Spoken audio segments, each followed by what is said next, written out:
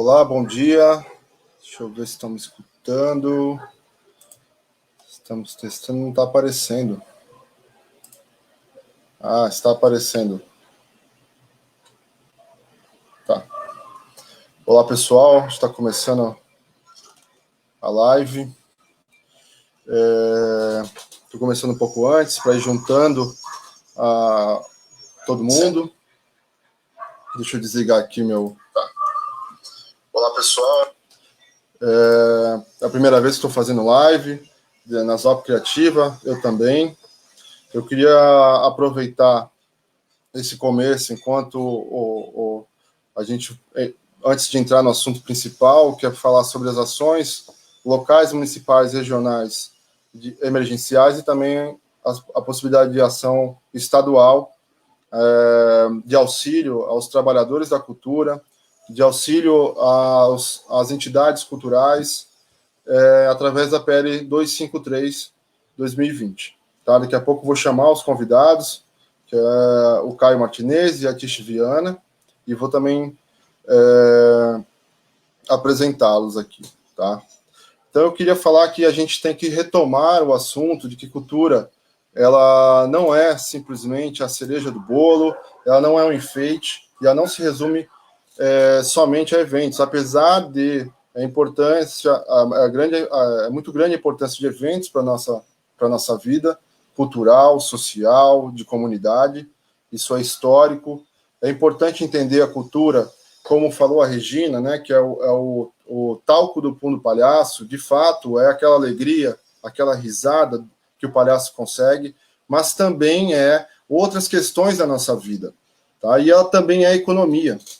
Inclusive, a economia também é cultura. Ela não nasceu assim como se dá hoje. Ela pode ser outra coisa, porque no passado ela também foi outra coisa. E esse papel da cultura é muito importante, tá? Ela pode trazer para a gente outras formas de criar, colaborativa, uma inovação aliada à tecnologia. Então, é muito importante o setor cultural para toda a sociedade, tá? Nós não estamos aqui lutando por uma mata. Tem vidas, né? Tenho amigos que são trabalhadores da cultura, tá? São artistas, são produtores, que hoje estão sem o seu ganho.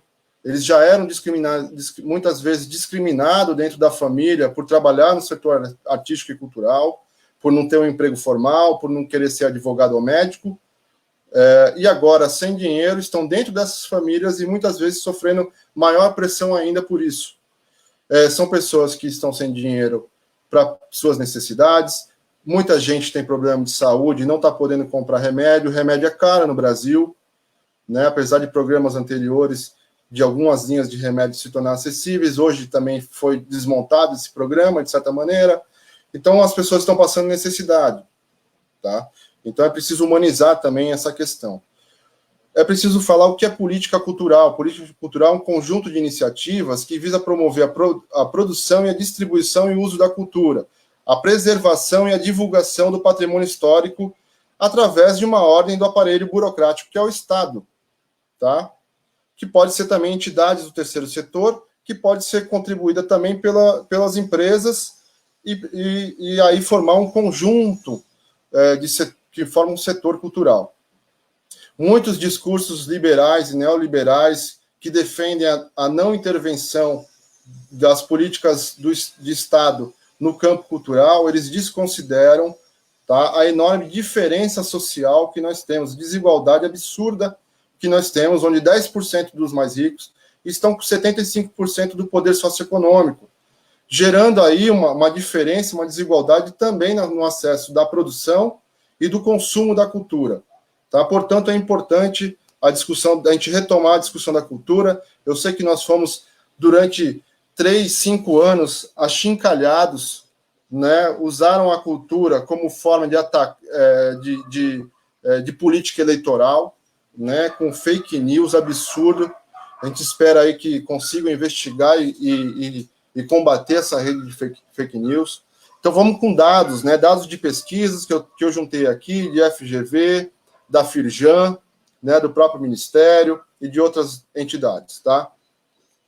A gente tem aproximadamente 223.400 empresas que são associadas diretamente ou indiretamente ao setor cultural. O setor cultural, estima-se que ele emprega 5 milhões de pessoas. 5 milhões de pessoas formais e informais. Significa 6% de toda a mão de obra brasileira.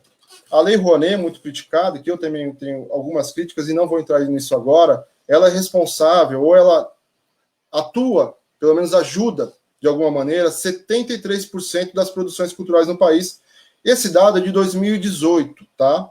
Hoje já mudou, né? A nossa política cultural hoje tomou um outro rumo. Então, dados em 2018, era esse o número, 73% das produções culturais tinham alguma participação da Lei de Incentivo Nacional. O orçamento destinado em 2018 na Lei Rouanet, que já estava caindo, foi de 60 milhões de reais.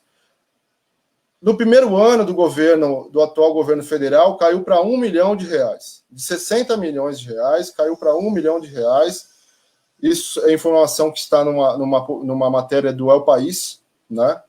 O estudo da FGV verificou que foi um estudo, se eu não me engano, foi pedido pelo atual secretário de Cultura e Economia Criativa do Estado de São Paulo, quando ele estava no Ministério da Cultura, antigo Ministério da Cultura.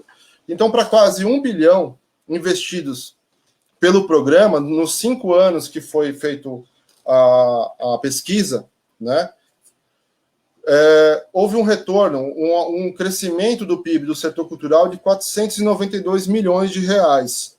Foram gerados quase 200 milhões de reais de salários, né? E para os cofres públicos, houve um retorno de quase 130 milhões de reais em tributo.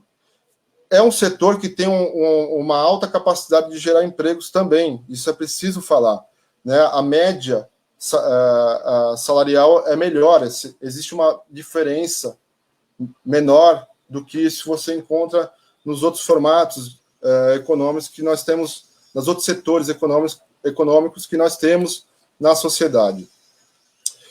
Eu não quero me estender, eu já estou quase acabando esse início, mas é importante colocar essas questões para poder a gente pautar de uma maneira adequada o setor cultural, né?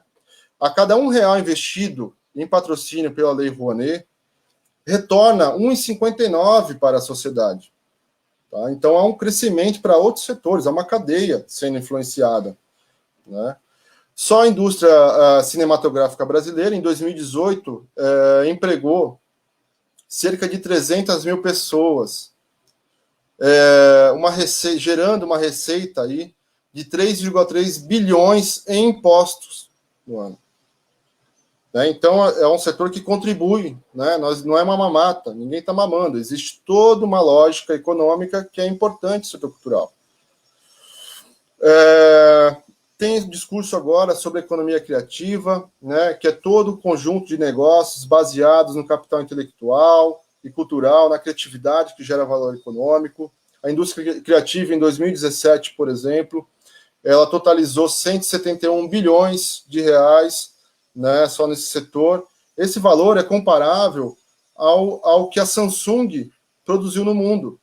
Se você somar 4 das maiores instituições financeiras globais, que é a American Express, a JP Morgan, AXA e Goldman, dá esse valor também de movimento, né? Então, a indústria cultural no Brasil tem um potencial enorme, tem um impacto muito grande, real. E qual que é a importância, principalmente no estado de São Paulo? 40% das empresas que possuem alguma atividade criativa como elemento principal do seu trabalho estão aqui no estado de São Paulo. São quase 100 mil estabelecimentos criativos, né? Em relação ao PIB do setor criativo, quase metade está no estado de São Paulo.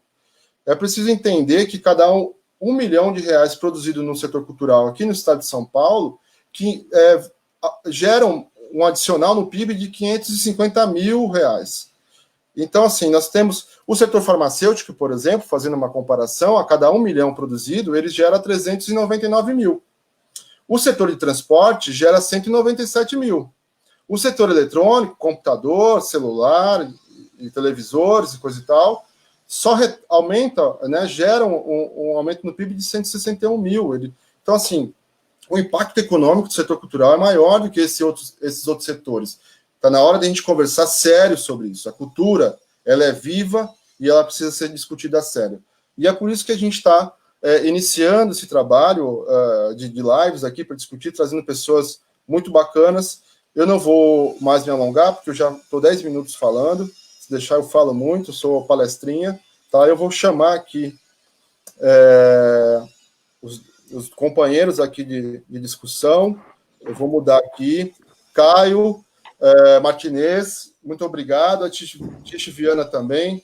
O Caio Martinez, os dois são da área do teatro, né? Eu acho que vocês podem fazer uma pequena apresentação primeiro de cada um de vocês. Pode começar pela Tish, por favor. Pois não. Obrigada pelo convite. Antes de mais nada, precisamos falar muito agora, né, sobre cultura. Eu sou Tish Viana, eu sou diretora e pesquisadora do Barracão Teatro, que é um espaço cultural que está sediado em Barão Geraldo, que é um distrito de Campinas. E a gente tem como base a linguagem da máscara e do palhaço, a gente trabalha com teatro e circo, e a gente pertence ao FLIGSP, que é o Fórum do Litoral Interior e Grande São Paulo, que é um movimento que junta a sociedade civil organizada de produtores e produtoras culturais do estado de São Paulo, do litoral e da Grande São Paulo, lutando por políticas públicas para a cultura. Bacana, muito bacana. Caio? Olá, bom dia. Nesses tempos de quarentena é muito importante a gente estar dialogando e intensificando o debate. É com muita alegria que eu participo dessa live com a grande mestre Tish Viana, dos articuladores e articuladoras do interior. A Tish realmente ela tem feito um diálogo, uma luta e proposto está fazendo esse papel de abrir a discussão no interior também, que é muito importante. Obrigado, Danilo, pelo muito salutar, né, a gente conversar agora com as pessoas também que estão envolvidas nas cadeias de pensamento na cultura em diferentes nichos, como na economia criativa, como na cultura criativa, da qual a ZUP tem um papel importante na região. Bom, muito obrigado pela consideração. Tá? A gente está no início ainda, tem muita gente boa aqui na Baixada Santista, em todo o estado de São Paulo, é claro. Agora eu queria fazer uma pergunta inicial para a gente começar de uma maneira um pouco mais aberta, né, mais informal. Nós estamos, aí eu vou fazer uma pergunta para os dois, cada um pode colocar a sua perspectiva. Nós estamos em uma encruzilhada civilizatória, e qual o papel do setor cultural e da cultura nesse momento? Quem começa? Pode começar. Por favor, Tá bom. Sim, nós estamos numa encruzilhada, né? Civilizatória, sem dúvida nenhuma. A gente chega num momento de uma crise mundial, né? A gente falando em globalização há quantos anos, parece que quem nos dá a dimensão do que é de fato uma globalização é um vírus. É o ser invisível, né, minúsculo, que atinge todas as pessoas ao mesmo tempo, independentemente de classe social, de status, do que for, todo mundo está diante de um perigo, correndo os mesmos riscos. E a gente devia compreender, a partir disso, que isso é o mundo, isso é a relação da civilização. Nós estamos todas e todos, no mundo inteiro, sempre, diante de riscos, e precisamos trabalhar juntas e juntos. Isso é inevitável, se nós queremos um mundo possível para todas as pessoas. Isso é fato. E parece que esta pandemia, né, mostra de uma forma muito contundente os caminhos que nós elegemos, o que nós construímos e aonde chegamos. Qual é o papel da cultura nisso tudo? Bom, se a gente pegar a cultura como um macro termo, né, independente de todos os segmentos que compõem a cultura, se a gente pensar a cultura do ponto de vista antropológico e sociológico, nós vamos entender que cultura é a mesma coisa que o ser no mundo. Cultura é exatamente tudo aquilo que você faz com a possibilidade das suas escolhas diante das alternativas que você tem. Isso é cultura. Cultura é como você se coloca no mundo, como você se relaciona com o mundo. Então, o papel da cultura, nesse momento, é avaliar criticamente como é que nós nos colocamos esse tempo todo e o que é que nós criamos para nós. Para potencializar a nossa vida, nós criamos mecanismos que nos colocam numa cilada, que é não ter a menor condição diante de uma tragédia como essa, ou da perspectiva de uma tragédia, não ter a menor condição de driblar isso de uma forma segura, sensata e tranquila. Né? O que a gente percebe é que, por mais que haja todo um empenho nesse combate, existe um desespero geral quando a gente diz exatamente quem é que vai cuidar de todos nós em todos os lugares. É o Estado. E o que é que nós fizemos com o Estado ao longo desses anos todos? Né? Nós fomos diminuindo o Estado. E quem diminuiu o Estado? A nossa cultura humana que acha que a vida se move pelo dinheiro. Tá? Isso é uma cultura. A vida se mover pelo dinheiro é um modo de entender culturalmente o que é que você quer para você, que mundo que você quer construir.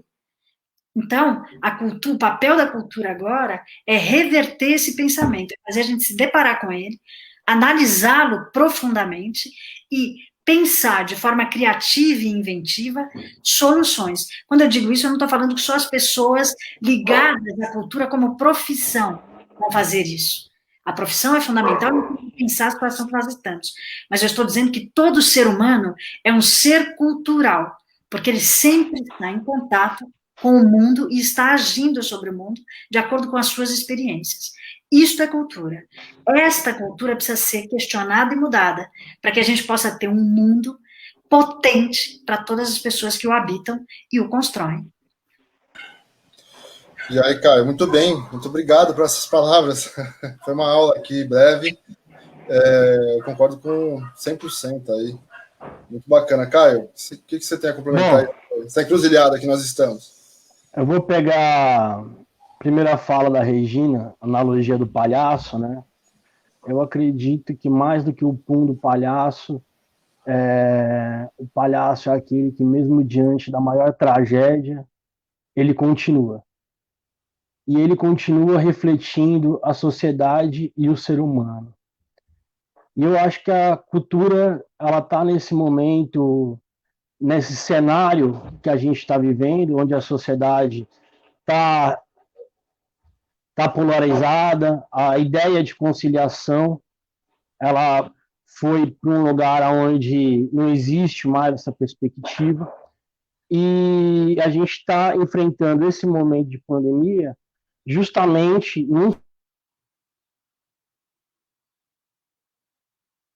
Deu uma pausa. Culmina com esse clima de ódio e com a ascensão de um pensamento retrógrado, né? E aí fica o desafio para a gente, da área cultural, mais especificamente no campo das artes, de como é que a gente vai, no movimento antropofagista, como é que a gente vai receber todo esse presente, esse bolo que a gente está vivendo, a gente vai conseguir estar refletindo isso na sociedade e também fazer o diálogo com o poder público pelo setor cultural. E eu acredito muito que a organização nesse momento, o diálogo entre os fazedores, entre a sociedade, é a principal chave para a gente poder reestabelecer uma lógica racional no mundo, né? Quando, há 10 anos atrás, algumas questões do campo cultural, elas tinham uma predominância nas discussões. Não importava se você era mais de direita ou de esquerda, mais liberal ou mais socialista. Algumas questões eram fechadas como unânimes. Liberdade de expressão, né, o incentivo à arte, e aí havia discussão por onde ele seria, se através do mercado ou do Estado. E agora a gente tem visto um retrocesso do pensamento, onde algumas coisas que já estavam estabelecidas hoje estão em disputa. Hoje tem uma parcela da sociedade que não acredita mais em alguns pontos que para a gente são muito caros.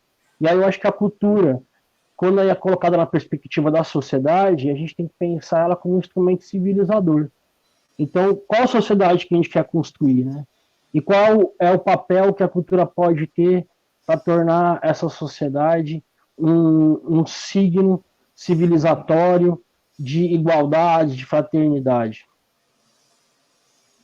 Acho que é isso. Para iniciar, e desculpa, eu não me apresentei direito aquela hora, estava falando de vocês, eu sou do Conselho Municipal de Cultura aqui de Santos, dialogo com o fórum também, tive presente em muitos encontros, sou da Cooperativa Paulista de Teatro, assim como a Tiche, e do movimento teatral da Baixada Santista, e faço parte da Trupe Olho da Rua daqui da cidade de Santos. Muito legal. O Caio ele é muito atuante aqui dentro da cultura, principalmente em Santos, né, que ele participa do conselho, e também tem dentro do teatro, tem a Trupe Olho da Rua. Trupe Olho da Rua, é um pessoal muito ativo, muito questionador, com questionamentos muito importantes, porque a Santos é assim, Santos ele tem uma vertente muito de vanguarda, em alguns, né, tem uns surtos de vanguarda na sua história, mas ele também tem um conjunto social muito retrógrado, né, muito reacionário, muito conservador. E então é importante esses tipos de enfrentamento na cidade, porque senão não gera nunca nenhum equilíbrio, né? Acaba que acontecendo o que aconteceu de modo geral na cultura nos últimos 4 anos. Nós vamos entrar agora na questão sobre ações locais, municipais e regionais que estão acontecendo tanto aí na região de Campinas, como aqui de Santos e da Baixada Santista, podem trazer exemplos de outros locais, ou possibilidades que ainda não foram utilizadas. Eu acho que agora vamos inverter, o Caio pode começar a falar um pouco disso, porque ele está lá no Conselho de Cultura de Santos, eles estão em diálogo já com o governo, eles já se formataram com algumas ideias, ele também pesquisou, acho que alguma coisa. Ô, Caio, como é que está essa situação? Porque eu não sei se só eu estou achando isso, mas parece que há um movimento meio covarde dos gestores da cultura de toda a Baixada Santista, porque eu não vi se posicionarem de maneira nenhuma, né? Simplesmente estão se escondendo atrás dos números de mortes, de UTIs, né? Estão se escondendo atrás dessa pauta de como eu posso dizer, de caos, que o governo federal a cada 3 dias coloca uma pauta nova. Então eles estão ali, enquanto estão discutindo outras coisas, eles estão ali acovardados no sentido de pensar uma ação para o setor cultural. Como eu falei no começo, eu tenho amigos que hoje estão dentro de casa, sem recurso, né, já sofrem opressão por escolherem o caminho da arte. A família muitas vezes já não concorda, já há uma rusga nisso, e agora sem dinheiro, né? Então, assim, qual a perspectiva que nós temos, principalmente em Santos, e outras que você enxerga aí que podem ser feitas? Eu acho que nesse momento tem uma conjuntura política, por ser um ano até então eleitoral, onde uma parcela da nossa região muito significativa tem se mostrado na hora do voto, no último, conservador, né? Então, os prefeitos das cidades da região, aqui das 9 cidades, fazem parte dessa conjuntura.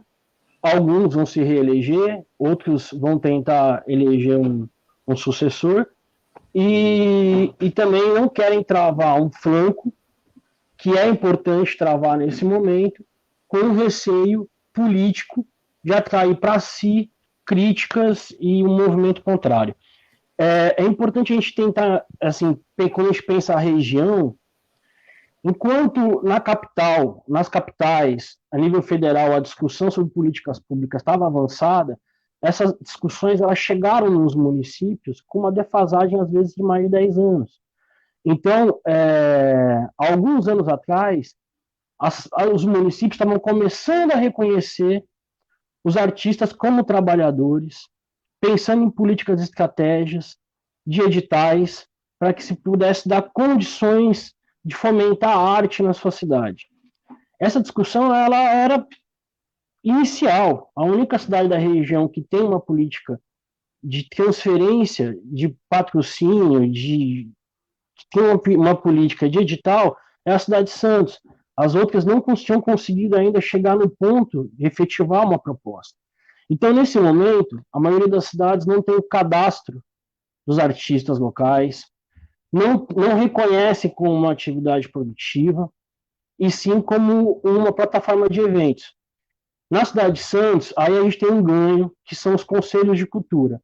A gente está tendo um diálogo com diferentes conselhos de cultura da região, que são aqueles que estão mais imbuídos dessa discussão no âmbito municipal e que estavam pleiteando políticas efetivas, mesmo depois, nessa última fase, depois do impeachment, mesmo um pouco sem horizonte, mesmo com todo o movimento contrário em nível federal, ainda estavam debatendo essas questões. Aqui na cidade de Santos, mais especificamente, a gente já, pelo Conselho, já abriu um diálogo com a Secretaria de Cultura, a gente já vem dialogando com eles ao longo do último mês. Num primeiro momento, houve todo um remanejamento de verbas da Prefeitura em combate à pandemia. Houve um decreto que proibia alguns gastos públicos em determinadas áreas que estavam cerceadas, que estavam ali em isolamento. A cultura foi a primeira área a entrar em isolamento oficialmente na cidade de Santos, uma das primeiras áreas, e provavelmente vai ser a última a retomar. Nesse contexto todo, algumas propostas foram debatidas, outras cidades lançaram editais emergenciais. A maioria das cidades lançaram editais que visavam pleitear propostas de criação de conteúdo virtual, para que pudesse, de certa maneira, criar uma contrapartida para justificar perante a sociedade o investimento, do qual eu pessoalmente sou contra ter esse limite para a política pública nesse momento. A gente deveria pensar num auxílio emergencial para os artistas, para cada município poder exercer, utilizando verbas que já estavam previstas que não vão ser gastos esse ano, utilizando dos fundos municipais, Sim. utilizando... E prevendo, por exemplo, que todo esse gasto, por exemplo, em Santos, que tem com tendas de verão, assim, a expectativa é que não vai poder ter esse tipo de atividades para o ano que vem. Assim, é uma ilusão achar que em novembro voltaremos à normalidade. Assim, pelo menos isso é o que os estudos de muitos cientistas do mundo, né, estão dizendo sobre essa... como é que vão fazer carnaval de rua, de banda, o ano que vem? Será que vai estar todo mundo vacinado? Então, assim, será que não poderia já prever uma parte desses gastos e a gente direcionar exatamente para uma ação emergencial? Né? No primeiro levantamento, Danilo, que a gente fez junto com a Secretaria, eles vão deixar de investir em eventos na cidade cerca de 35 a 40 mil reais por mês com os eventos que eles faziam nos espaços públicos. É uma verba super pequena, mas que agora a gente no Conselho e perante os outros segmentos, os movimentos organizados da cultura na cidade, a gente tem que debater qual seria a destinação dessa verba, qual seria a melhor forma de propor algo mais justo possível, que atendesse talvez, provavelmente, aqueles que mais necessitam nesse momento, exatamente, não só aqueles que têm mais qualidade de produção, para que esse recurso ele possa ser executado de uma maneira humana, né? Lembrando que é muito preocupante que uma parcela da classe cultural, do setor cultural, não tem condições de produzir conteúdo virtual, não tem essa pesquisa, não faz parte do seu bojo de trabalho, e a gente tem que condicionar toda a possibilidade de participar de um edital emergencial à produção desse tipo de conteúdo, é algo que a gente tem que questionar. Né? Politicamente, é lógico que a prefeitura tem um receio de estar publicando algo e que uma parcela da sociedade se levante contra ela e que isso vira um alvo de uma comparação leviana entre o que é mais o que é mais necessário nesse momento. Se investir em saúde, né, se investir em cultura, que para muitos é uma cerejinha no bolo. E a gente sente que até uma parte da própria prefeitura, das prefeituras, pensam assim. Uma parte dos gestores pensam assim, né? Então também é um momento da gente se perguntar. A gente imagina uma sociedade que não exista cultura, arte, significada pela sua arte, né? Imagina uma cidade, a região, sem estar disponibilizando aquela cultura local, aquele artista local que está por ali produzindo de maneira contínua. Então, é preciso que a gente faça esse debate, que a gente se organize, a gente debata uma proposta e que a gente tenha um instrumento, finalizando, a gente tem um instrumento que até hoje não funciona de maneira efetiva e que a gente tem que fazer uma cobrança para ele funcionar. A gente tem um Conselho Regional de Desenvolvimento e dentro desse Conselho Regional de Desenvolvimento a gente tem uma Câmara Temática de Cultura, que é composta pelos 9 secretários de cultura da região.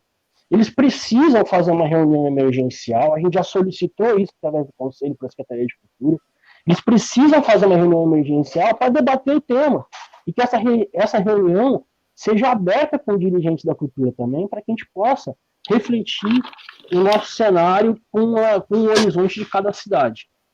Muito bem pautado. Depois a gente vai voltar talvez um pouquinho nessa questão da prioridades, né? Esse momento de crise, ele gera uma nova discussão de prioridades, né? Sobre os investimentos do setor público.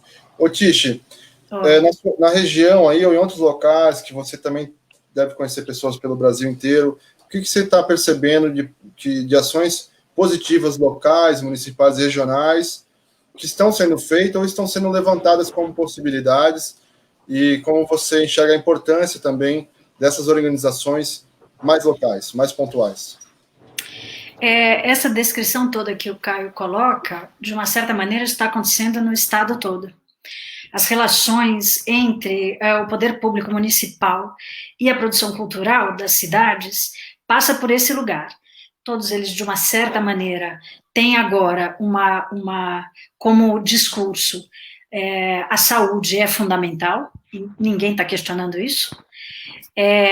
E aí, em nome disso, eles apontam todas as dificuldades para que se tenha qualquer medida concreta de apoio a trabalhadores e trabalhadoras de outros setores dentro da cultura. Então, isso está acontecendo de uma forma generalizada no estado de São Paulo e em diversos estados brasileiros, principalmente na região sudeste, por incrível que pareça, né?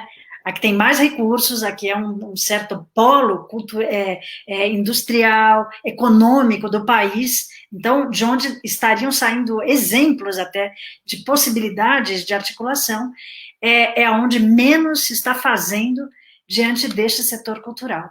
Por esse motivo, inclusive, apelar para uma ajuda emergencial do Estado de São Paulo é fundamental, da Secretaria de Estado de São Paulo, do secretário de Estado, que é o Saleitão, que tomou medidas imediatas, né? Ele teve imediatamente um posicionamento frente às grandes produções culturais através dos bancos, não é? Imediatamente ele criou vínculos de empréstimos bancários a juros baixos, segundo ele, que para mais da metade da produção cultural não funciona, não serve. Ainda mais no momento de pandemia, a gente não pode pensar como recurso o empréstimo, porque você vai contrair uma dívida para uma coisa que está acontecendo agora, mas que no campo cultural não tem previsão de retomada. Isso é um fato. Né? Nós estamos falando deste momento em que trabalhadoras e trabalhadores perdem totalmente a sua condição de trabalhar. Isso é o que precisa ser entendido. Através dessa pandemia, existem trabalhadores na sociedade que não têm com o que trabalhar, não podem trabalhar por uma questão de saúde. Exatamente. Então, o que a gente faz? Deixa essa massa de desempregados à sorte? Ao Deus dará? Ou a gente bola uma ajuda emergencial. Esta é a temática. Dentro da característica emergencial, que foi declarada por todos os governos, existem outras coisas que precisam ser feitas. Em Campinas, a gente passa pela mesma questão, e Campinas é um polo também, porque é uma região administrativa do Estado. Então, ela tem várias outras cidades no seu entorno. Não houve nenhuma atitude por parte dos secretários de cultura de se juntar e criar planos emergenciais para as suas cidades. Né? O que está acontecendo? Está tendo a mesma discussão burocrática. Os conselhos têm trabalhado, os fóruns têm trabalhado, juntado pessoas, bolado soluções. Quando chega exatamente na sala do secretário, começa toda uma discussão burocrática e todo não é possível fazer. Então, de novo, a gente cai no mesmo mecanismo de sempre, que a gente gostaria muito, mas não tem verba. A gente gostaria muito, mas não tem verba. Na verdade, a gente sabe que a questão não é a falta de dinheiro, é o remanejamento de orçamento. Essa é uma questão central e fundamental para todo e qualquer entendimento que a gente precisa ter do que é a questão do dinheiro. É vendida uma imagem nesse país como se nós fôssemos um país pobre. Nós não somos um país pobre. A população do país é pobre. Então, nós temos um problema de distribuição. Nós não temos um problema de recurso. Isso é muito importante a gente saber. Tanto que o governo federal, imediatamente, liberou bilhões para os bancos. Se ele libera bilhões para os bancos, então ele tem dinheiro, porque senão ele não teria como fazer isso. Então, a questão são as escolhas de como você lida com este recurso. Neste momento, o Estado de São Paulo, ele não tem nenhuma proposição concreta para trabalhadores da arte e da cultura. Não tem. Aliás, os trabalhadores da arte e da cultura, eles estão completamente à deriva nesse processo, tentando se virar por conta própria, com ajudas emergenciais de pessoas, através de campanhas, não é? Campanhas que grupos se juntam para fazer. Tem uma campanha do Caco Schockler, né, que está lançada, que é uma campanha bastante interessante até, entendeu? Pegando os famosos, já que eles têm mais visibilidade, perguntando para as empresas, se você pegar 1% do seu lucro líquido, não estamos nem falando do lucro estimado, nós estamos falando do lucro líquido, 1%, parte desse dinheiro você pode botar na saúde e botar na cultura, né? Este recurso é um recurso, isso se você fizer com parte do lucro. E tem empresas aí que estão interessadas em fazer isso, e os bancos estão interessados. Então, existe um modo de você organizar e pensar a distribuição de recursos que continuam sendo acumulados na mão de alguns empreendimentos do país. Eles não vão salvar a população brasileira, isso é um fato, se você gerar uma massa de desemprego. Danilo, quando inicia o programa, oferece aqui vários números, para a gente ter a dimensão do que é a interferência da cultura na economia brasileira. E está na hora do país pensar isso. Né? A gente não precisa nem pensar num campo ideológico, embora a gente pense, não é? Porque a gente abona a igreja de uma série de impostos e dá a ela uma série de condições de desenvolvimento. O espaço da igreja, que deve ser tão respeitado quanto qualquer outro espaço, é um espaço simbólico. O espaço da arte e da cultura também. É um espaço simbólico. Se eu consigo entender que uma pessoa acredite nas suas próprias crenças e tenha necessidade desse espaço na sua vida, por que eu não consigo acreditar que ela precisa de um espaço de expressão? Que ela precisa de outro lugar simbólico para dizer como ela se sente no mundo? Esse lugar é representado pela cultura também, e é a responsabilidade dos fazedores de cultura. No interior do estado, em muitas cidades em torno do litoral de Santos, né, que também a gente chama de cabeça de chave, são cidades que conseguem desenvolver algumas coisas e fazem isso com seus arredores também. Nessas cidades, a cultura, ela se dá em pequenos empreendimentos, em pequenos grupos, de uma forma horizontal. Então, são muitos pequenos teatros, pequenos centros culturais, pequenos espaços onde a cultura se desenvolve, que estão nos bairros, nas periferias, fora dos grandes centros e nos grandes centros também. Tá? Esses pequenos espaços que movem camadas de população do seu entorno, né? Então, é a população que não está ligada ao imenso evento proposto por uma Secretaria de Cultura, tá? Ela está ligada à cultura no seu cotidiano, ao seu todos os dias, à sua semana.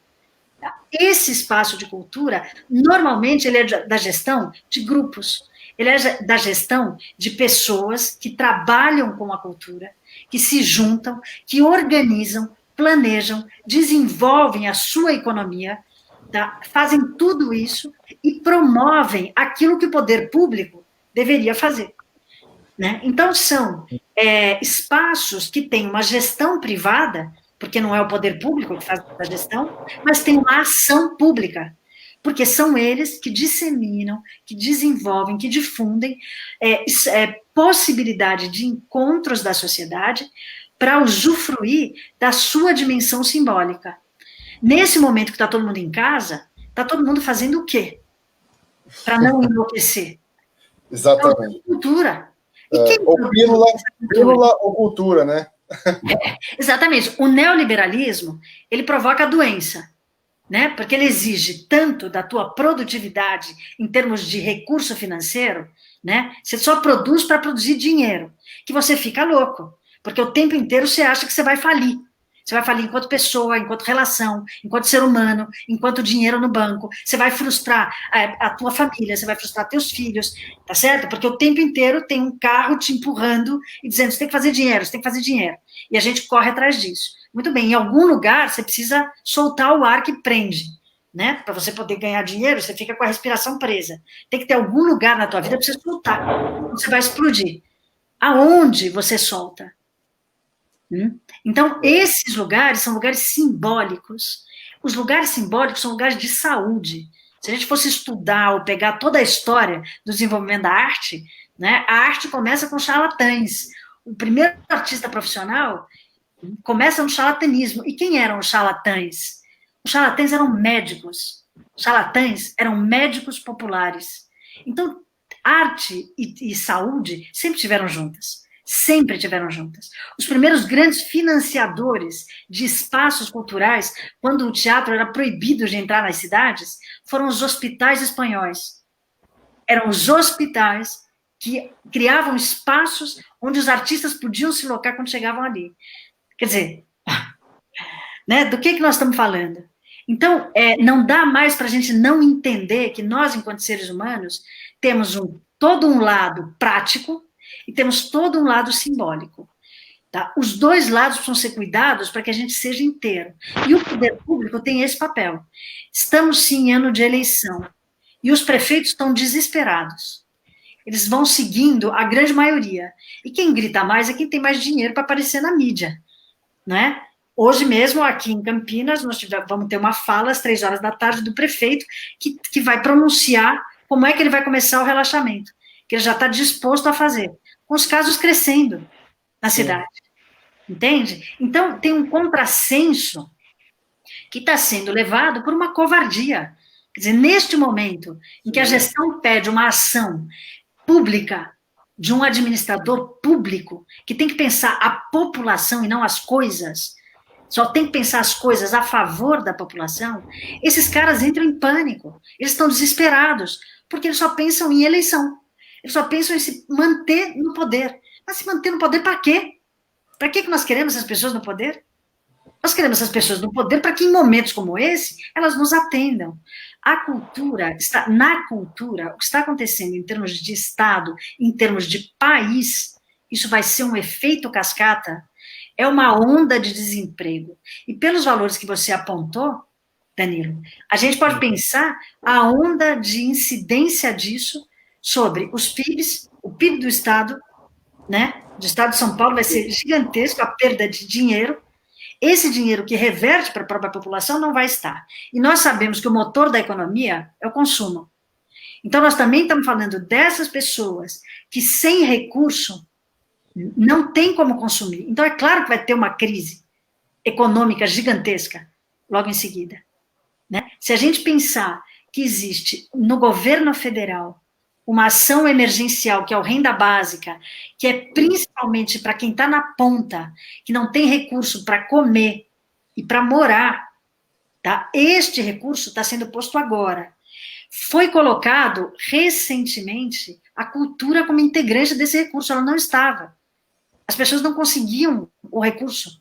As pessoas da cultura não conseguiam o recurso de renda básica. E você tem vários informais, né? E quando a gente fala de arte na cultura, nós não podemos falar só do artista, que é a ponta final, né? Nós temos que falar dos técnicos, nós temos que falar das faxineiras que limpam os espaços, nós temos que falar de todo o comércio que se move ao redor de uma produção cultural.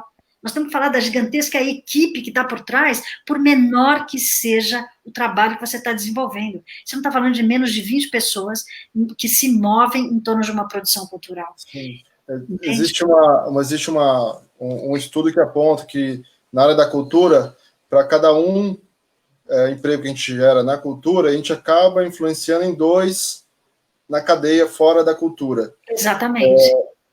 Por quê? Porque, assim como a vida, né, alguns entendem a cultura como se fosse uma oposição à natureza, né, que é o movimento capitalista, essa civilização ocidentalizada, né, mas, no fundo, a cultura ela é natureza, e a natureza ela não separa as coisas. Então, as nossas ações como arte, como ação cultural, ele não é isolado do restante, dos outros setores econômicos e sociais. Né? A gente sabe que melhora a qualidade do ensino, quer dizer, o investimento público no ensino é mais de maior qualidade para aquele aluno que tem acesso à cultura, porque ele aproveita melhor. Na saúde, a mesma coisa, se utiliza menos o sistema de saúde, as pessoas que têm mais acesso às práticas culturais. Então, existem estudos no mundo inteiro apontando isso, né?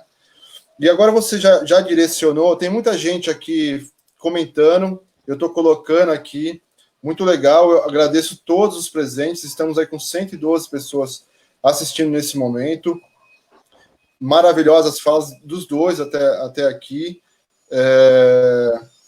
tem algumas pessoas que concordaram, a maior parte concordou com muita coisa que a gente falou, tem uma pergunta que foi o seguinte, como que a FLISGP, como é que chama? FLIGSP, porque é Fórum do Litoral Interior e Grande São Paulo, GSP. FLIGSP. Como que ela pode atuar, como que os conselhos de cultura municipais podem se aproximar mais delas para poder fortalecer o diálogo com os governos municipais, tendo em vista que muitos estão reclamando que, de fato, a constatação de que eles estão acovardados está sendo reconhecido por outras pessoas aqui, né? Como é que pode ser essa interação? Dá uma dica de um caminho. O Caio também participa, né, Caio? Olha, todas as pontes que a gente tem feito, são sempre, a maioria das pessoas que integram o FLIGSP tem vínculos diretos com seus conselhos e fóruns nas suas cidades. Né? E existe a participação, porque tem muitas pessoas que, participando do FLIGSP, depois se tornam gestores públicos. Né? É claro que, a partir do momento que você entra na gestão pública, tá? Como gestor, secretário ou diretor de cultura e tal, você tem aqui 2 territórios que são muito distintos. Obviamente, você está dentro do poder público, você tem toda uma série de discussões. Então, aí a gente prefere fazer discussões diretas entre movimento e instâncias do poder público. Mas quando você está na condição conselho e fórum, você se inscreve no FLIGSP, tá? Para que a gente possa saber quantos nós somos e qual é a região que a gente abarca, que tamanho de região a gente está abarcando, porque o intuito é chegar o quanto mais em todas as cidades do estado de São Paulo. Tá? E vocês podem se inscrever isso, a gente tem o nosso site, né, que é o fligsp.org, você entra ali, tem todo o histórico do FLIGSP para você também saber o que está acontecendo. Através dele, você pode se comunicar com a gente, pelo Fale Conosco, a gente vê o Fale Conosco e a gente responde ao Fale Conosco. É um canal possível para dizer, eu tenho interesse em fazer parte, e aí você recebe uma espécie de cadastro muito simples para que você entre num grupo de comunicação. Por que a gente faz isso? Porque todo esse sistema de comunicação, WhatsApp, redes sociais, ela toma uma proporção tão gigantesca que a gente não sabe mais com quem está falando, e chega um momento que a gente está falando de tudo ao mesmo tempo. Isso desorganiza os movimentos. Né? A gente precisa entender só isso. Não existe nenhuma restrição, a não ser o teu interesse em discutir profundamente as políticas públicas para o Estado. Isso é o que a gente pede. Tá? Então, dá para ser feito entrando pelo fórum e pedindo o teu cadastramento. Aí a gente entra em contato e faz isso. Legal, E bacana. o Fórum realizou uma live na semana passada, que teve, aqui da região, por exemplo, acho que mais de uma dezena de pessoas participaram. Então, o fomento do pensamento, né, é inerente quando você começa a participar de discussões que fogem, às vezes, a dinâmica um pouco de padrão das cidades, você traz uma discussão nova para a cidade, você traz outros parâmetros, né, de debate. Então, mais do que nunca, agora é necessário que a gente, até porque a gente tem mais tempo, que a gente se conecte mais, e que a gente faça esse diálogo para poder traduzir a discussão e os dilemas dos outros territórios para o nosso território, né? E assim como a Tish falou, é impressionante, eu faço parte da Rede Brasileira de Teatro de Rua também. Muitas vezes, o problema que a gente tem em Santos é o mesmo problema que o cara tem em Rio Branco. E as soluções para esse problema, as conjunturas são diferentes, mas às vezes a gente consegue tirar um extrato positivo, né? Tem uma outra questão também, Danilo, complementando a parte anterior, que eu acho muito importante que a gente se atente, que tem uma discussão que está apontada para esse momento que a gente está vivendo, do auxílio. A gente tem companheiros que foram mandados, foram despedidos de escola, que davam aula, que eram professores de teatro, de dança, de capoeira, e que foram simplesmente dispensados da noite para o dia, porque já eram precarizados. Então, o trabalhador da arte, em geral, tirando aqueles que trabalham para grandes corporações, são trabalhadores. E são trabalhadores precarizados. Precarizados. E, nesse momento, eles precisam que a gente possa debater um horizonte e que o poder público tenha a obrigação de debater, e a gente tem que cobrar, o acovardamento não pode acontecer, e se ele está acontecendo aqui no movimento do Guarujá, que está expondo o secretário do Guarujá, está expondo nas redes públicas a operância do secretário do Guarujá. Nós temos de São Vicente também, sobre o conselho, que é um absurdo, foi suspenso, colocou aqui, deixa eu puxar. Sim, foi suspenso a posse. Foi suspenso a posse, mas por quê? Porque ficou 6 meses sem conselho. A secretaria do atual governo, ele não fez as eleições no momento certo, ele desarticulou a todo o setor cultural da cidade, tá? Atrasou isso. As encenações aqui de São Vicente, a encenação de São Vicente, ela não teve a aprovação pelo Conselho da Cultura, que por lei deveria ter, todos os gastos, avaliação, né? Quer dizer, quando é tudo feito de uma maneira que não é tão transparente, a gente não tem um site que acesse essa transparência de uma maneira adequada, o Conselho está parado por desculpa. E acarreta toda a verba do ano vai para a encenação de São Vicente. Né? São essas pequenas coisas, Danilo, que a gente tem que achar soluções locais. E aí eu acho que, assim, primeiro momento emergencial, o que a gente tem na mão? A Prefeitura de São Vicente vai gastar alguns milhões na encenação ano que vem? Então, beleza. É o que está posto, adianta o cachê para os artistas nesse momento. Exatamente. Já que 80% dos artistas de São Vicente participam da encenação, costureiras, maquiadores, atores, músicos, iluminadores, adianta o cachê de todo mundo agora, nesse momento. Tenta pensar numa solução criativa para a sua cidade. Aqui, a gente tem um programa da prefeitura chamado Hora da Cultura, que a gente está tentando forçar que, já que eles não querem abrir um campo novo, que eles transformem a Hora da Cultura numa plataforma virtual para poder destinar alguma coisa para o setor nesse momento. Mas uma coisa que eu queria chegar brevemente, a gente também tem que começar uma discussão e criar esse ambiente de discussão para um segundo momento. Porque a gente já tinha um recrudescimento de diferentes... um recrudescimento de problemas que não eram pontuais, que eram essenciais para o desenvolvimento da cultura, como liberdade de expressão, como disputa do espaço público. O que vai ser esse novo parâmetro? Da mesma maneira que a gente percebe que o discurso do capital não dá conta da sociedade que a gente quer e que o Estado tem um papel preponderante na organização social, o que vai ser desse espaço público? Que Sim. Agora está regulado de uma maneira... E é engraçado, só para fechar, é engraçado como os mesmos reacionários que impediam a gente de utilizar o espaço público, as praças, são aqueles que bradam agora que estão sendo atacados, que estão tentando tirar a liberdade deles de estar andando com o cachorrinho na praça. Então, assim, é no flanco, é nessa dicotomia, é nessa contradição que eu acho que também tem um caminho para a gente poder refletir as ações mais abrangentes para um segundo momento.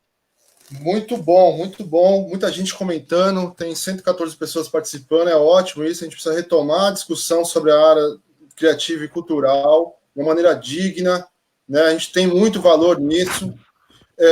Agora vamos entrar diretamente agora nos detalhes sobre a PL 253/2020 do Estado de São Paulo. Então, vou pedir primeiro para a Tish, que está mais... A Tish Viana, que está mais por dentro aí, participando, acho que desde o começo dessa construção dessa ideia, está conversando com o Legislativo Estadual. Explica para a gente o que é essa PL, como ela pode beneficiar o setor cultural. Tá. Dentro da Assembleia Legislativa foi criada uma frente parlamentar em defesa da cultura. Essa frente é criada por alguns partidos, os partidos de esquerda, tá? E são os partidos menores dentro da Alesp, a gente sabe disso, né? A Alesp está com uma divisão diferente do que era alguns anos atrás. Ela tem uma direita e ela tem uma ultradireita também ali dentro, ok? Então, os debates não são simples, tá? Não quero entrar aqui numa discussão política nesse sentido. Eu quero entrar numa outra discussão política, que é o quê? Não dá para a gente ter nenhum apoio ou ajuda emergencial sem considerar uma luta política.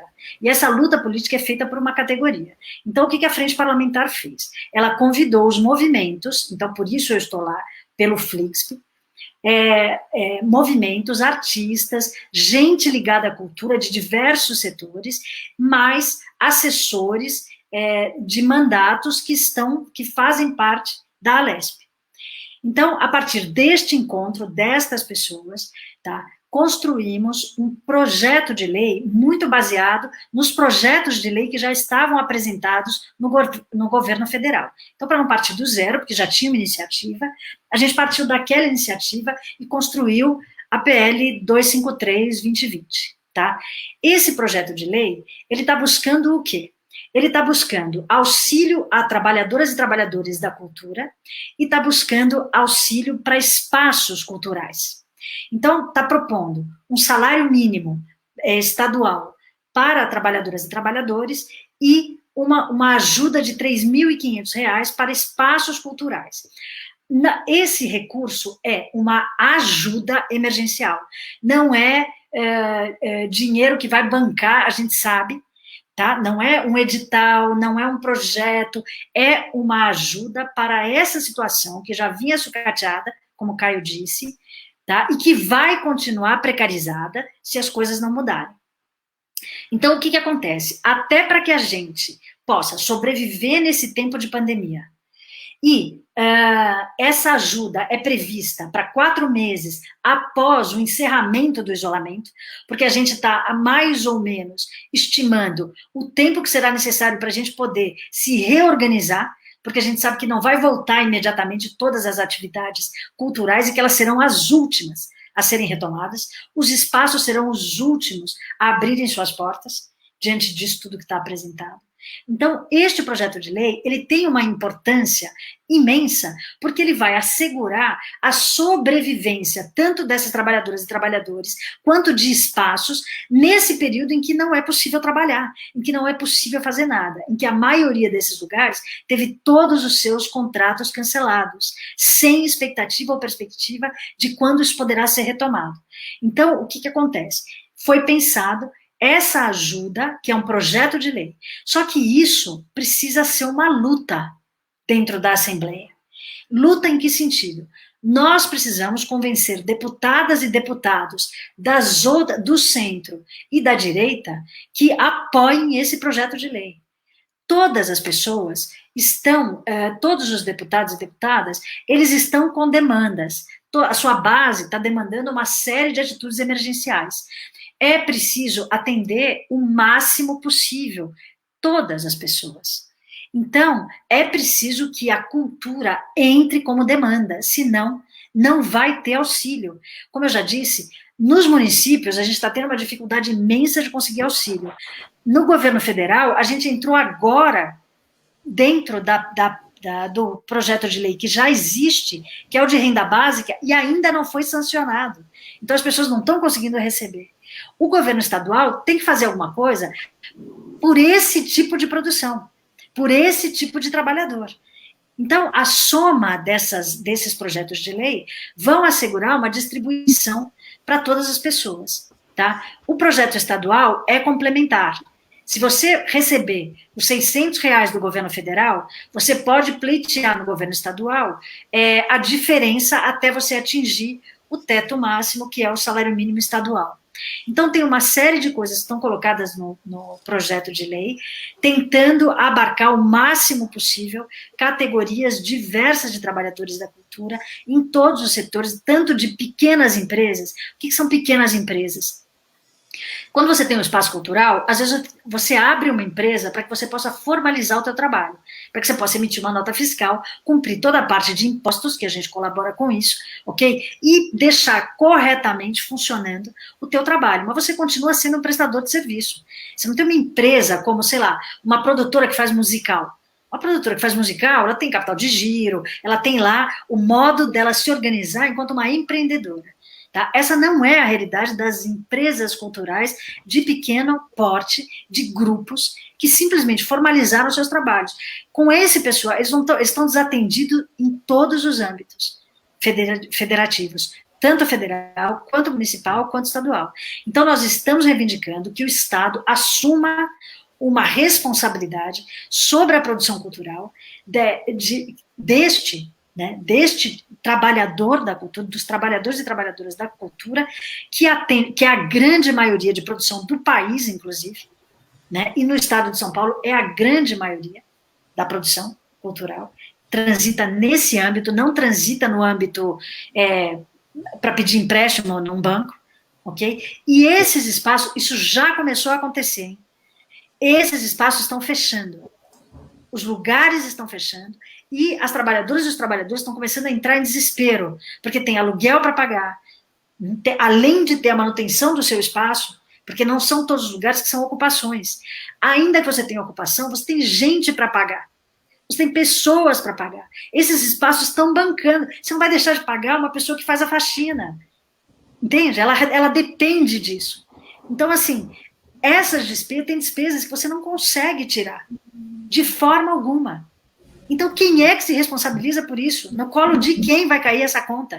Você está gerando, quer dizer, o governo do Estado está gerando um caos dentro da área da cultura. O senhor secretário de Estado da Cultura, Sá Leitão, com toda a sua genialidade, com todo o seu entendimento sobre o que é cultura, precisa pensar os segmentos que não usam terno, gravata e lindos taillers nas suas reuniões. Precisa pensar a pessoa que arregaça a manga e vai para a rua fazer trabalho.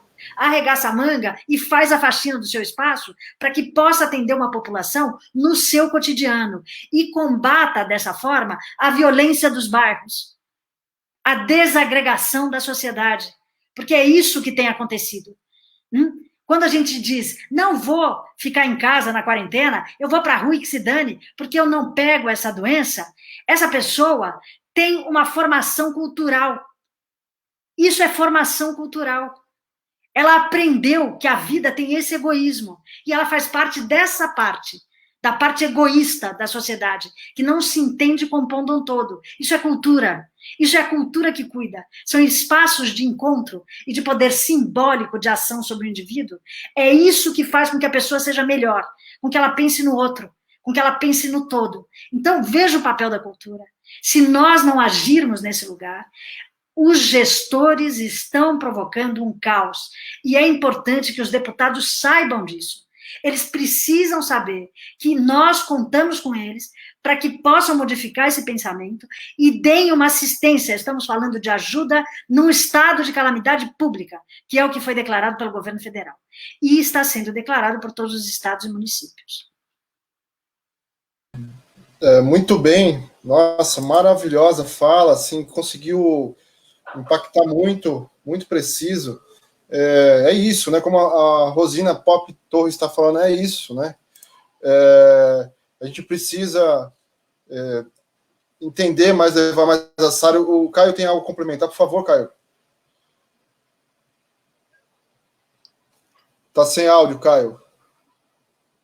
Deixa eu ver, sou eu que... Não. Peraí. Foi, peraí, sou eu. Foi. Esse governo, ele se elegeu do Estado de São Paulo com um discurso reconhecendo o papel da economia, do impacto da cultura na economia. Né? Eles criaram, modificaram a secretaria, deram um papel para a economia criativa preponderante na nomenclatura da Secretaria de Cultura Estadual, e até agora não tiveram uma ação específica. Então a gente também está cobrando a cultura, mas aonde? O que eles fizeram além de resgatar grandes empresas do setor cultural? E mesmo assim dá a perspectiva de fazer um empréstimo. Então a gente precisa se organizar em torno dessa proposta. Ela pode parecer utópica num primeiro momento, quando a gente faz um raio-x da mazela que a gente vive e dos limites políticos que a gente acredita que existem. Mas tudo que tem de mais contemporâneo, que foi importante na conquista das políticas públicas como um todo, foram colocadas como cunha nesses momentos de grande conturbação política.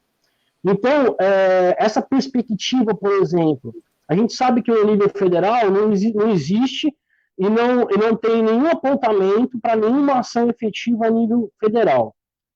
Mas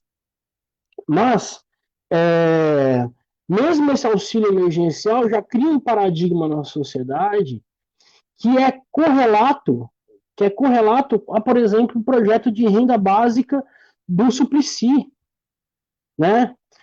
A gente precisa, não só a gente da cultura, como em outros segmentos produtivos da sociedade, fazer esse diálogo também entre a sua classe e cobrar o Estado que, debatendo a lei, eu já me deparei com um pensamento onde um rapaz que tem um salão de beleza, um cabeleireiro, falou assim, por que não vai ter algo específico para os cabeleireiros? Falei, cara, a gente tem que se organizar, vocês têm que se organizar, dialogar com o prefeito e buscar uma solução. Então, a nível estadual, a gente precisa fazer uma pressão nos deputados da nossa região, em cada região. A gente tem hoje um instrumento que é o Instagram, que é o Twitter, que é justamente onde esses políticos concentram o seu diálogo social. Muitos nem abrem mais caixa de e-mail, né? A gente tinha a prática de lotar caixa de e-mail de políticos, tentando fazer com que uma proposta popular tivesse algum espaço, algum diálogo, mas acho que hoje em dia a gente tem que focar, isso que é a deliberação do GT de comunicação também, do PL, focar a cobrança nas redes sociais, no Twitter, no Instagram, no Facebook, e a gente também acessar politicamente os nossos políticos locais, né? Então, aqui na região, a gente está tentando acessar alguns deles. Às vezes a gente não tem o contato direto de algum, mas a gente está tentando acessar por terceiros, para ver se a gente consegue criar um primeiro diálogo regional, para fazer com que esses deputados se liguem à ideia do PL, né? Ele está sendo proposto por um núcleo de deputados, a princípio de esquerda, mas ele não é um projeto que é ideologicamente alinhado com um pensamento que possam ler como extremista. Pelo contrário, né? A Alemanha, que é um país super liberal, acabou de editar um projeto de lei de auxílio aos artistas nesse formato. Algumas cidades já estão fazendo isso, alguns estados estão tentando fazer. Então, acho que a gente precisa chegar junto nos deputados, pressionar, estabelecer os debates, porque mesmo que possa parecer utópico, o caminhar dessa luta também vai ser muito significante para a gente, né?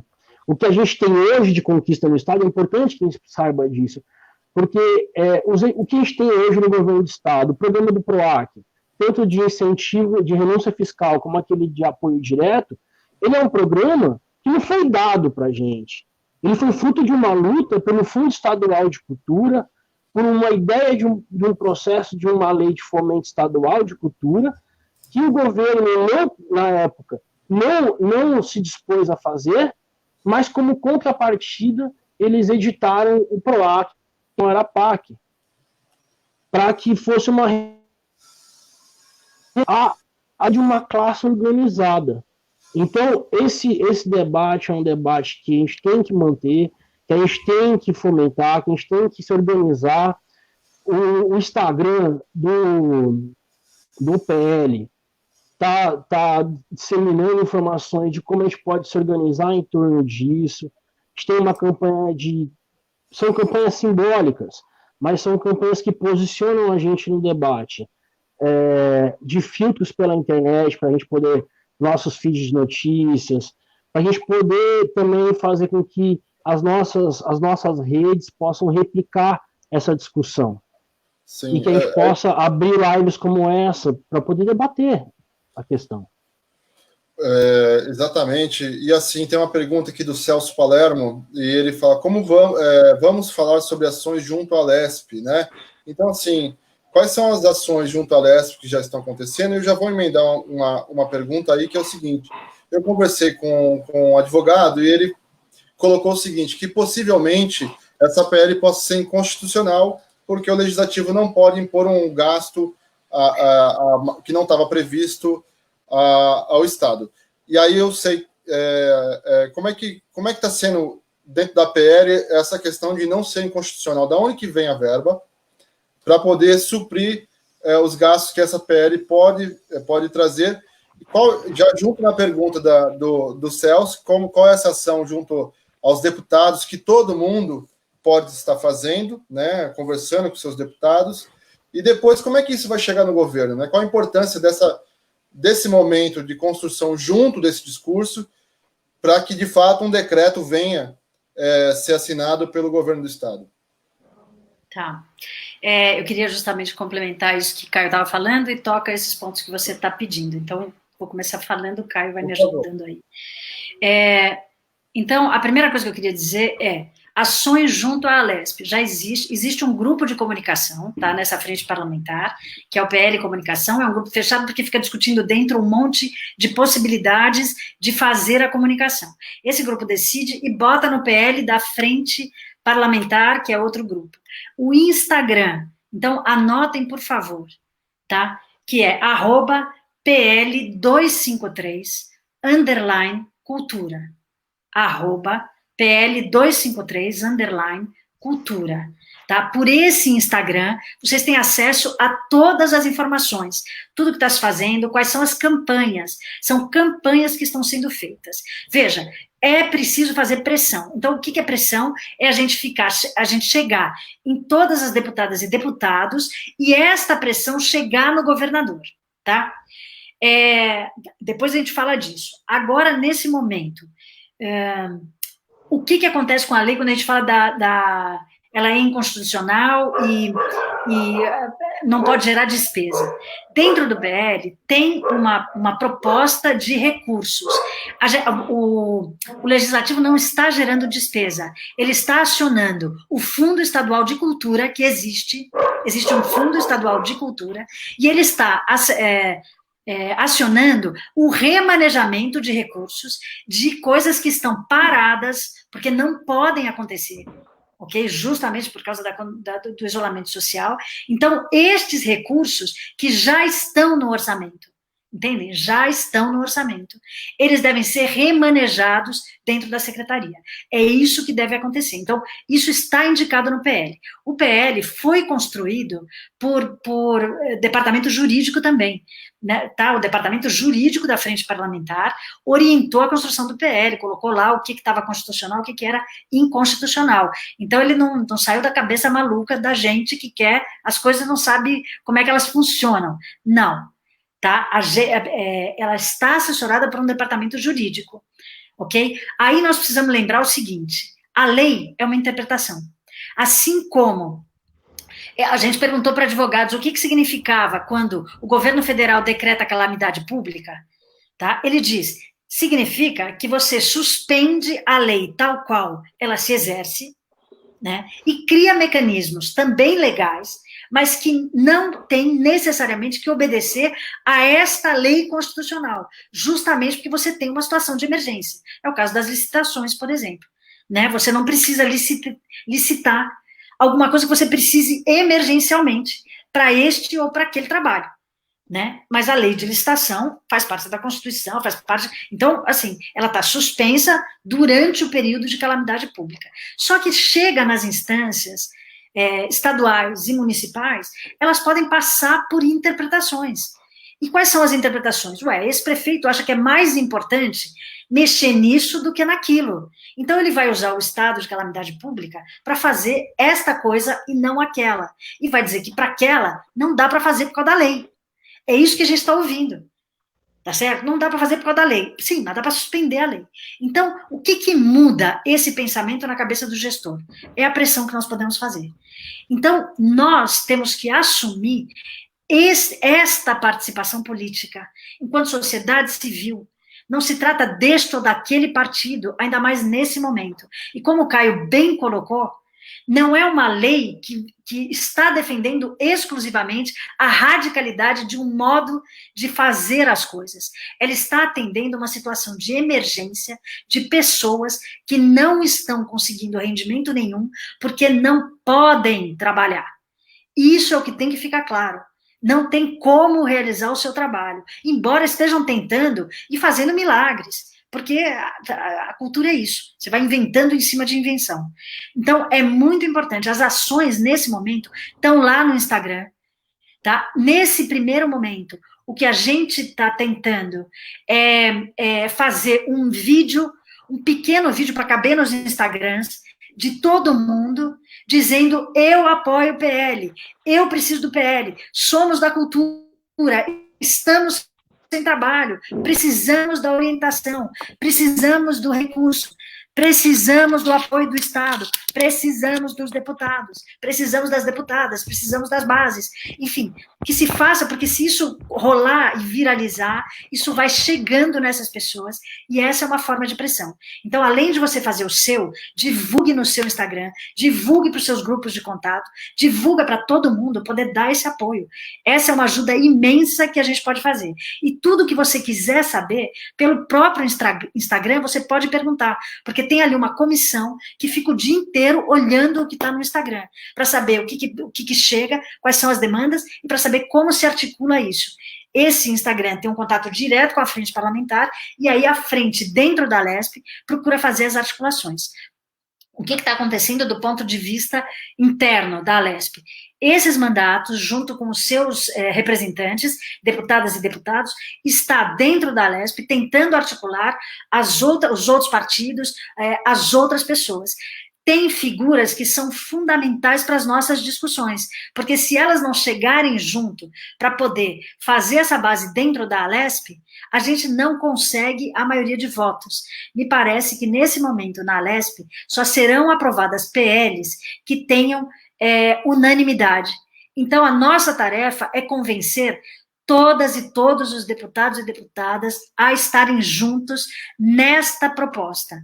Tá? Existe também a perspectiva da construção de uma PL imensa, meio Frankenstein, com a proposta de todas as deputadas e deputados. Então, aquilo que é comum entre eles vai como uma proposta.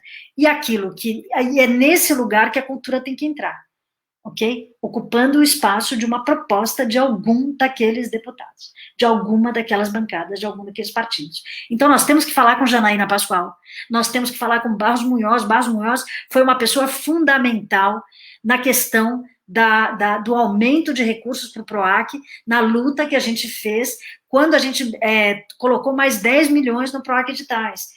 Né? Então, assim, por mais que possam haver pensamentos nesse momento, por modos de mundos diferentes, existe um entendimento de que é preciso salvar a necessidade das pessoas. Tá? Nesse momento, todo mundo tem que se endereçar para esse lugar. Muito bom. É isso mesmo, a gente tem que começar todo mundo nas suas redes sociais, e marcar os deputados, marcar o governo do estado, marcar o Dória, marcar o secretário estadual de cultura. Desculpa, só uma coisinha, Danilo, desculpa, só para colocar o que eu... Nós estamos tentando mapear os Twitters e Instagram de deputadas e deputados, que é por onde eles têm se comunicado. Tá? A gente está tentando fazer isso, pela Aresp você não tem isso, só tem os e-mails. Então, quem tiver, por favor, coloca no Instagram que a gente faz uma tabela e divulga isso para todo mundo. Então, vamos nos ajudar mutuamente, tá bem? Chama os amigos que ainda não viram essa live, tem a live que foi feita pela própria, o grupo de trabalho da PL 253, que ocorreu a semana passada, que foi a partir dali que eu também fiquei sabendo mais sobre isso, e na mesma hora eu sou uma pessoa que entendo essa linha de renda básica cidadã, e isso é uma coisa que é próximo, né, o pensamento, apesar de ser emergencial, ele está ali dentro dessa... Ele nasce, né, da ideia dessa busca pela igualdade econômica e social. Agora, Caio, tem umas perguntas aqui que estão vindo também muito em base das suas colocações e que tem a ver com a PL 253. As pessoas... Você quer complementar alguma coisa antes de eu fazer a pergunta? Não, pode falar. Eles estão perguntando o seguinte: a PL 253, os trabalhadores da cultura e os locais de cultura, eles vão estar recebendo esses auxílios emergenciais, só que depois eles vão cumprir uma contrapartida pública e social, né? Pelo que eu entendi da lei, dentro das escolas ou dentro das entidades. Não tem isso? Não, foi isso. Não, no caso dos espaços. Agora, o Caio tinha dito sobre usar essas verbas municipais, por exemplo, para os setores que já estavam previstos, para adiantar esse recebimento para os trabalhadores da cultura. O Caio caiu, espero que ele volte logo. Deixa eu ver. Puta merda. Não, o áudio tá vindo, viu? Só a imagem. Beleza, gente, é que a minha bateria tá ruim e ela tá com 9% e não tá carregando, tô pelo celular. Tá, então tá. Mas se cair, eu tento entrar pro outro celular. Tá, vamos só. Como é possível, sabe como é que se isso é possível? Onde a gente pode tirar dúvidas sobre a legalidade de se poder fazer esse pagamento adiantado para depois, no ano seguinte, por exemplo, prestar o serviço? Sim. Tem um decreto nacional que está regulando as ações emergenciais nesse momento de pandemia. E esse decreto já serviu de base, por exemplo, para a Prefeitura de Santos conseguir a flexibilização para continuar pagando os RPAs, que é uma maneira de pagamento dos oficineiros da Secretaria de Cultura. E é importante que a gente use esses instrumentos que flexibilizam os setores de Tribunal de Conta, de Procuradoria, para que nesse momento a cultura tenha mais argumentos para poder estabelecer a sua pauta e o seu programa. Existe essa flexibilização por esse momento que a gente está vivendo, tem base legal para isso, né? Só também restou uma coisa, Danilo, que eu esqueci de falar, que a gente, pelo Conselho de Cultura, teve a resposta, porque o prefeito Paulo Alexandre tinha feito o resgate de todos os fundos municipais para o combate da pandemia, mas foi resguardado o valor da última edição do Facult, então a última edição do Facult vai ser paga agora, talvez no próximo mês, está faltando um proponente entregar a documentação, para eles poderem pagar o bloco. E então a gente tem essa possibilidade de diálogo. Quem propõe política pública a nível municipal sabe que, para o bem e para o mal, a Procuradoria está sempre em cima e, em última instância, dizendo que pode, que não pode, como deve ser gasto, como não deve. Então, agora a gente tem também uma condição de argumentar mediante a situação, porque os horizontes estão um pouco mais alargados nesse sentido, sabe? Sim. Então, é um caminho de disputa. É um caminho de disputa que eu acho que a gente tem que fazer uma força, primeiro, para os secretários de Cultura dialogarem, assumirem compromisso com a pasta, e, infelizmente, os que não assumirem, a gente vai ter que expor publicamente, no caso das políticas municipais, né? Agora, Desculpa, caiu. Quando caiu o celular, acho que eu perdi uma parte da sua resposta, da sua pergunta. Tem alguma coisa que você me perguntou que eu não respondi? Não, foi sobre só essa questão da possibilidade de adiantamento, né? Do pessoal poder receber agora e no futuro. Opa. Caiu todos. Agora acho que caiu o Danilo. Caiu o Danilo. Eu voltei, peraí. Opa. Voltei. Bom, alguma coisa. É que nós temos 1h25, eu não sei se a plataforma tem limite de tempo. Mas aqui eu só queria complementar. Muito legal, Caio. Assim, a gente vai ter que buscar um pouco mais esses detalhes sobre a parte legal da possibilidade do pagamento para os artistas esse ano, para uma futura prestação de serviços. Foi. Voltou. Voltei. Depois a gente coloca nos comentários você comentou que já existe uma prerrogativa legal para isso, mas aqui eu queria complementar que na PL 253, no artigo 6º dela, diz o seguinte, que os espaços culturais beneficiados pelo subsídio ficarão obrigados a garantir uma apresentação cultural mensal destinada aos alunos de escolas públicas. Sim, os espaços, sim. Tá, já os trabalhadores que vão receber, não, porque já aí, na verdade, é a questão de você manter o ambiente cultural, e quando eu falo ambiente, nós falamos pessoas desses ambientes, um ambiente criativo vivo, né? Então, é um socorro, que não é uma mata, é uma forma de manter as pessoas vivas que estão no setor, para que a gente possa pensar e sair depois dessa situação com o mínimo de recurso e saúde desses trabalhadores, né? Eu acho que nós já estamos com 1h26, vocês podem falar mais do que vocês quiserem complementar mais alguma coisa. Eu acho que já é um tempo bacana para a live. Vocês querem complementar com mais alguma coisa? Quero só fechar com uma informação que a Flixp vai fazer uma segunda live, provavelmente ainda esta semana, falando mais sobre isso e dando também um feedback de como é que estão esses encaminhamentos, tá? E a outra coisa sobre a contrapartida, a gente falou de duas coisas que são muito importantes. Essa contrapartida é do espaço, né? Não é das pessoas, como o Danilo falou.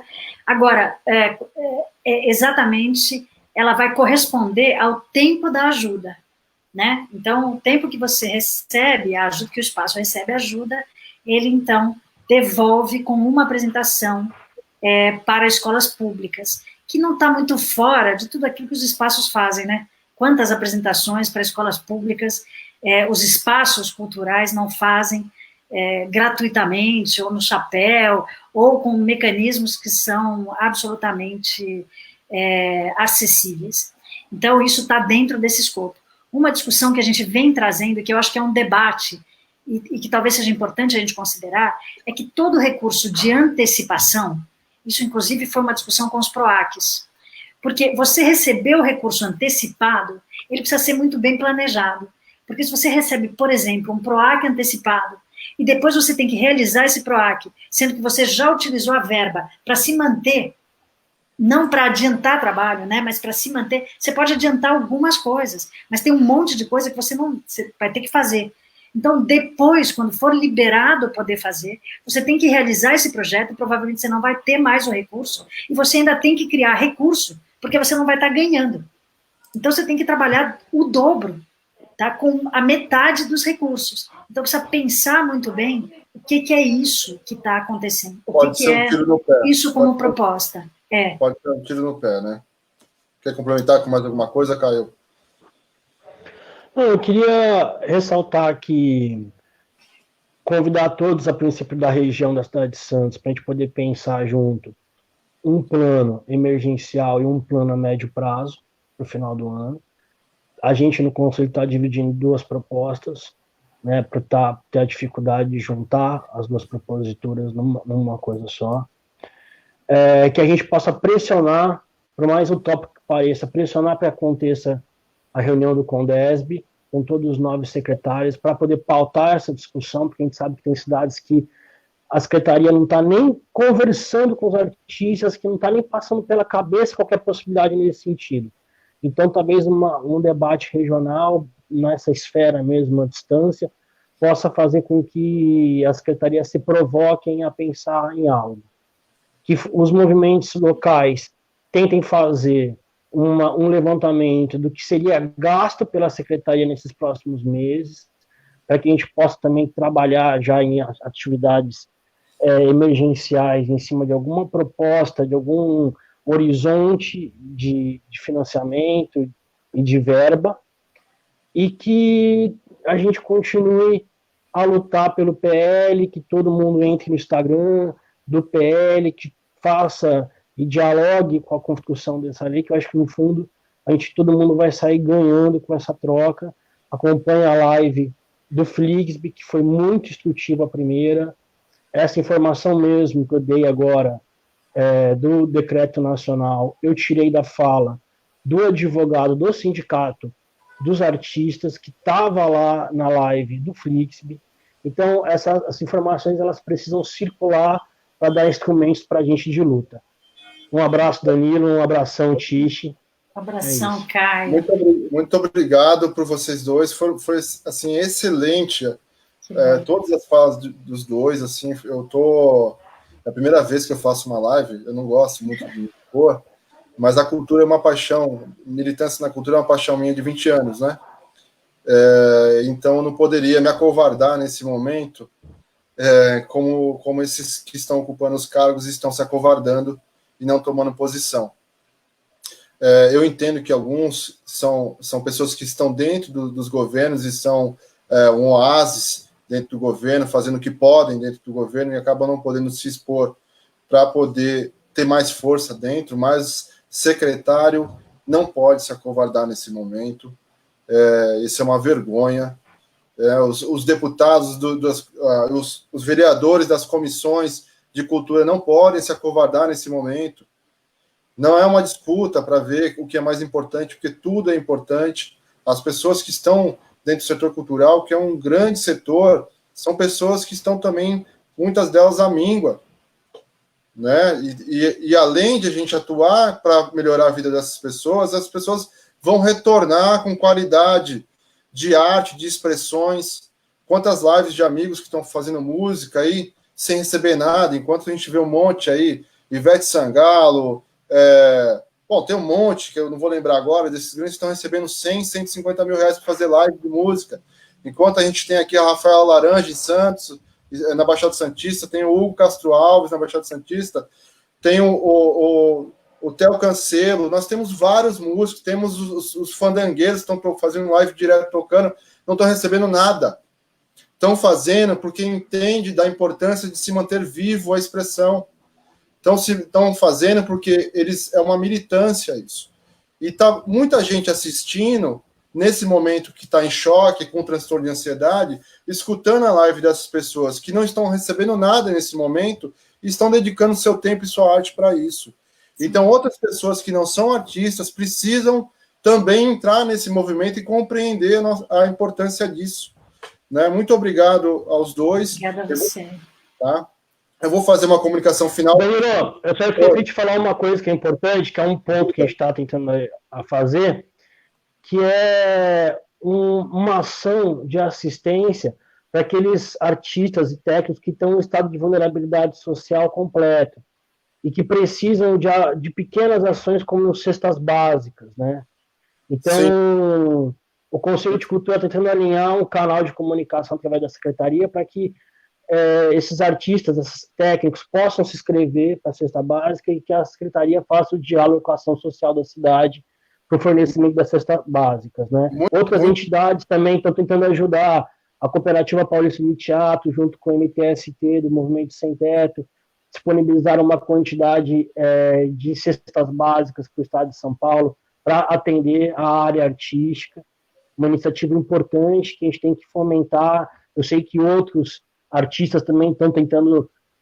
Qual que é o endereço dessa... de distribuição de cestas básicas, seja para outros artistas, como também para comunidades. Então, também fazer essa rede de solidariedade nesse momento é importante e bastante eficaz enquanto a gente está na luta maior. Muito bom. Eu lembrei também, eu não entendi se é a mesma, mas eu lembrei desse movimento que é o combatecovid.org, tem o Fundo Baixada Santista pela Vida. eles estão juntando uma meta de 300 mil reais, e eles também estão ajudando no Dreamfest. Está sem áudio? Estão me ouvindo? Sim. Tá. Esse está aqui o endereço, né? Eu já também compartilhei nos comentários, combatecovid.org/fundo Baixada Santista, que são algumas entidades de muita confiança que estão à frente disso, eles estão arrecadando, e depois vão distribuir kits de higiene pessoal, alimentação. É muito importante. Aqui em São Vicente a gente também tem os indígenas da aldeia Paranapuã. Procurem saber, existe a página no Facebook, contribuam com eles, eles estão sem poder vender a arte deles, que é uma das principais fontes de alimentação deles. Então, por favor, acho que esse é o momento também de a gente ampliar a nossa solidariedade. E eu queria emendar a divulgação, agradeço aos dois, tá? Um beijo no coração, tá? Vamos continuar se falando pela rede, se conectando e comunicando. O Caio teve que sair, caiu a bateria.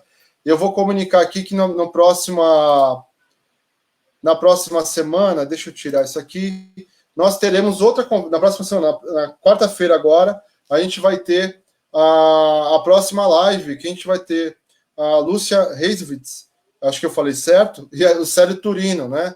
A Lúcia é uma advogada, professora universitária de pós-graduação, trabalhou no IFAM, especializada em direito ambiental e direito de patrimônio cultural. O Célio Turino, para muitos já conhecem, tem uma ação aí já de longa data no setor cultural. Ele foi o criador dos pontos de cultura, do Cultura Viva, e nós vamos falar sobre a PL da Nacional, que é a 87320, que inclui no auxílio emergencial os produtores culturais e artistas, também coloca a economia solidária, também inclui na auxílio emergencial, que também não está.